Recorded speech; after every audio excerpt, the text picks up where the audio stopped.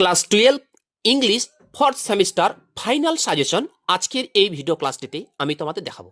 অর্থাৎ আমি টিউশনে আমার ছাত্রছাত্রীদের সারা বছর যা প্রথম থেকে শুরু করে শেষ পর্যন্ত নোটস লিখিয়েছি, সব নোটস ওদের খাতা থেকেই আমি তোমাদের দেখাবো এবং বলে দিব কোন প্রশ্নগুলি প্রথমে লিখিয়েছি, কোন প্রশ্নগুলি বেশি ইম্পর্ট্যান্ট, প্রত্যেকটি বলে দিব। ওকে, আচ্ছা, প্রথমে দেখো 3 কোশ্চেন্স থেকে আমি প্রথমে কোশ্চেন লিখিয়েছিলাম লাইন টেলি question. You have already been answered.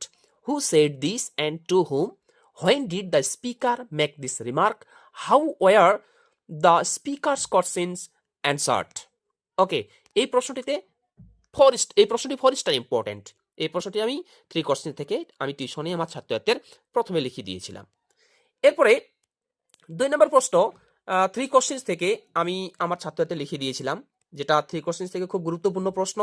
সেই প্রশ্নটা হচ্ছে 2 নম্বর প্রশ্ন, সেটা দেখো, এই দেখতে পাচ্ছ লেখা আছে ফরগিভ মি। এটা লাইন দিলে কোশ্চেন। প্রশ্ন হচ্ছে who is the speaker, why did the speaker beg forgiveness, what did the person spoken to promise the speaker. এই প্রশ্নটা 3 নম্বরে আমি লিখিয়ে দিয়েছিলাম। তবে 2 নম্বরে কি প্রশ্ন লিখিয়েছিলাম, 2 নম্বরের প্রশ্নটা তোমরা দেখতে পাচ্ছ, এই যে লেখা আছে এখানে, how did the jar nurse or tend the wounded man?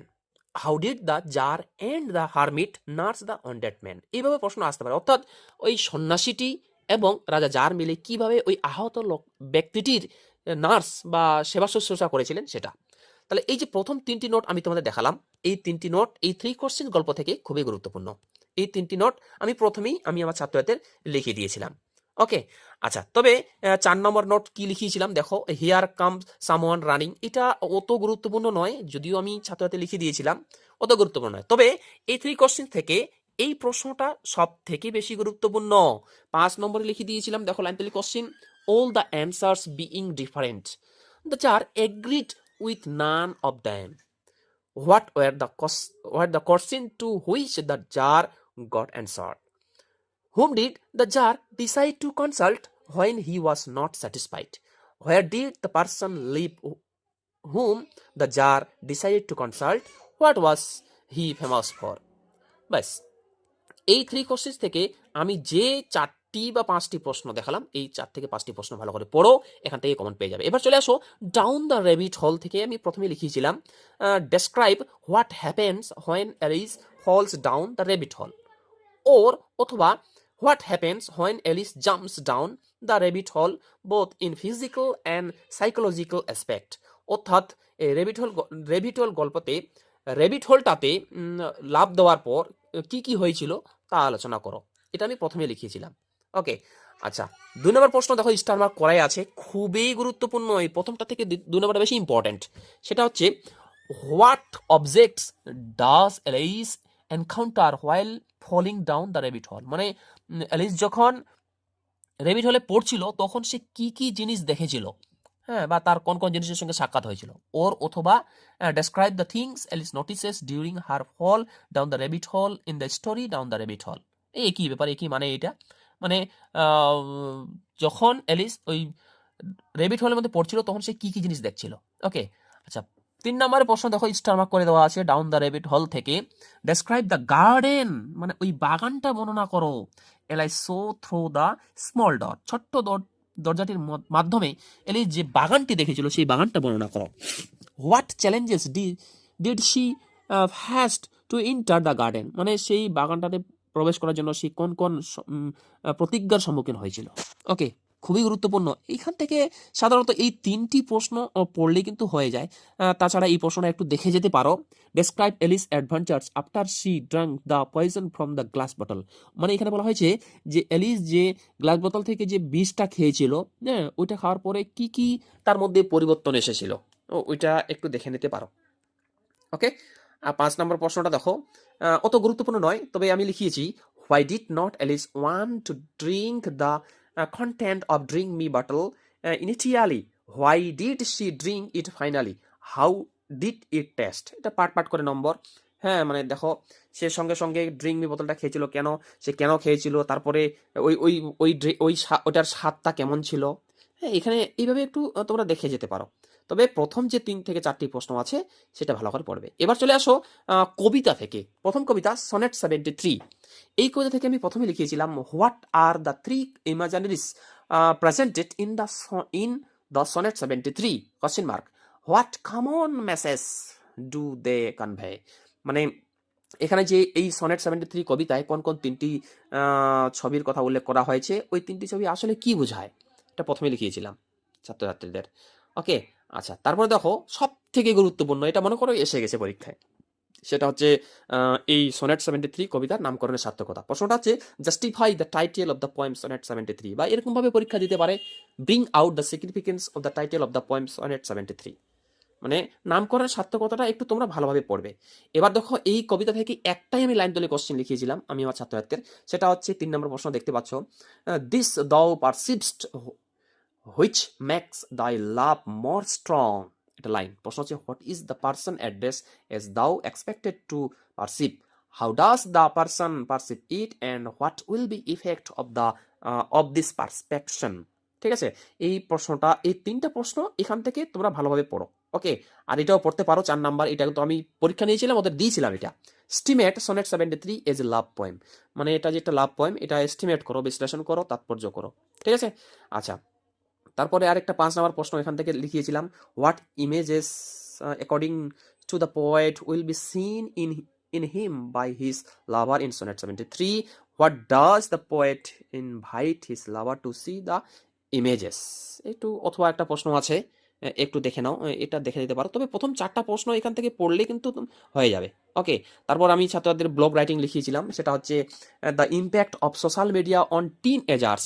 এই টিন এজার্সের উপর একটা ব্লগ রাইটিং ওদের আমি লিখিয়েছিলাম, উত্তরটা আছে। আর এই পিডিএফটা আমি টেলিগ্রাম চ্যানেলে দিয়ে রাখবো, সেখান থেকে তোমরা নিয়ে নিবে। তারপর আরেকটা ব্লগ রাইটিং লিখিয়েছিলাম এআই অ্যান্ড ইটস ইম্প্যাক্ট, ওদের আমি লিখিয়েছিলাম।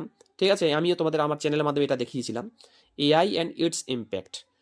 ফুল পিডিএফটা আমি টেলিগ্রাম চ্যানেলে দিয়ে রাখবো, সেখান থেকে তোমরা দেখে নিবে। ওকে, এবার চলে আসো হুক রোস্টিং কবিতা থেকে প্রথমেই পড়বে, হুক রোস্টিং কবিতা থেকে প্রথমেই পড়বে justify the title of the poem hawk roosting, বা bring out the significance of the title of the poem hawk roosting. অর্থাৎ এই হুক রোস্টিং কবিতাটির নামকরণের সার্থকতা, এটা প্রথমেই আমি টিউশনে আমার সাথে লিখিয়েছিলাম, মানে প্রথমে লিখিয়েছি, মানে খুবই গুরুত্বপূর্ণ, এটা কিন্তু ভালো করে পড়বে।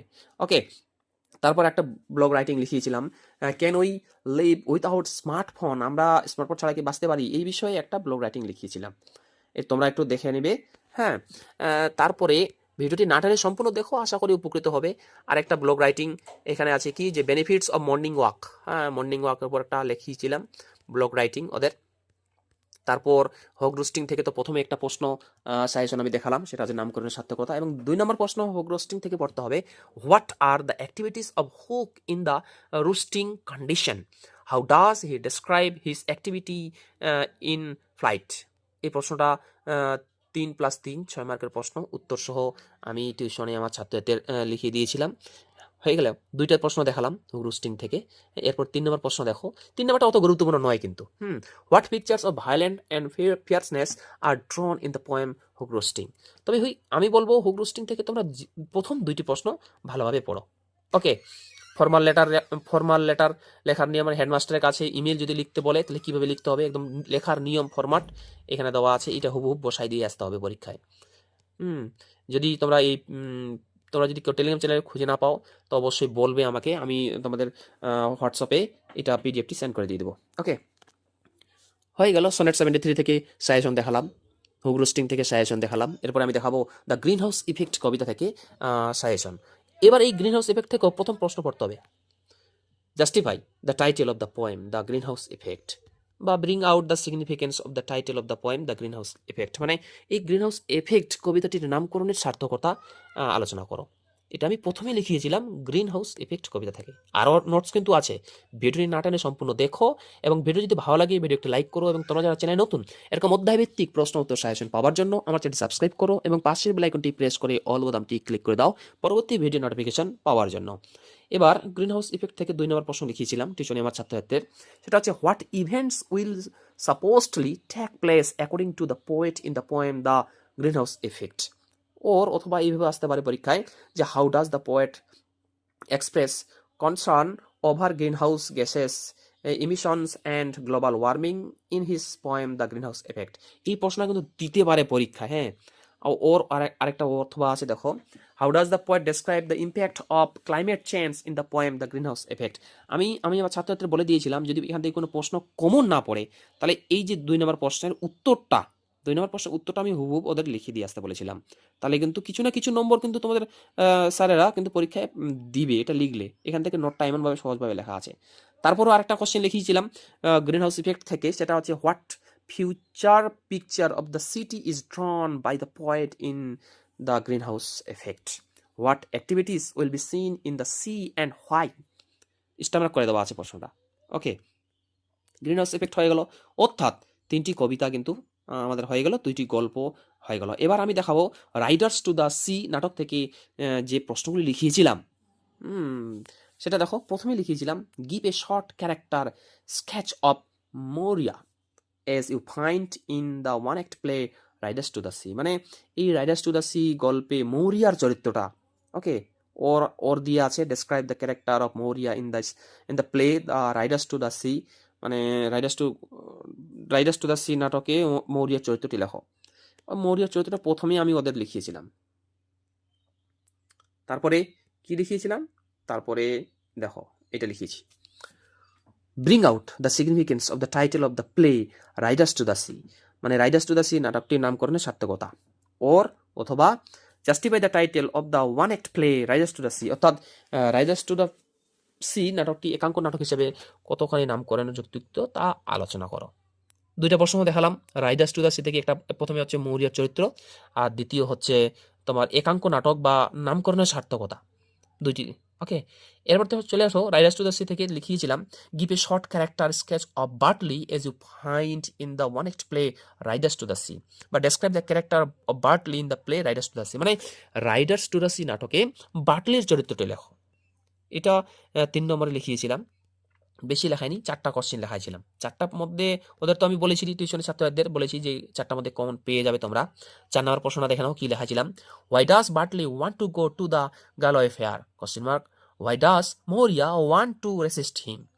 ওর দিয়ে এইভাবে আসতে পারে যে why does Maurya not want Bartley to go to the mainland question mark, how does this show her fears as a mother? হ্যাঁ, এই 2টো প্রশ্ন উত্তর একটাই হবে, আমি টিউশনে আমার ছাত্রতে লিখে দিয়েছিলাম। ব্যাস হয়ে গেল। এবার রাইডার্স টু দ্য সি থেকে আমাদের কিন্তু হয়ে গেল। ওকে, এবার টেক্সচুয়াল গ্রামার কিছু শিখিয়েছিলাম ওদের। এই টেক্সচুয়াল গ্রামার টোটাল টপিকটা, টোটাল কনসেপ্টটা এখানে দেওয়া আছে, কোন কোন গ্রামার শিখিয়েছিলাম।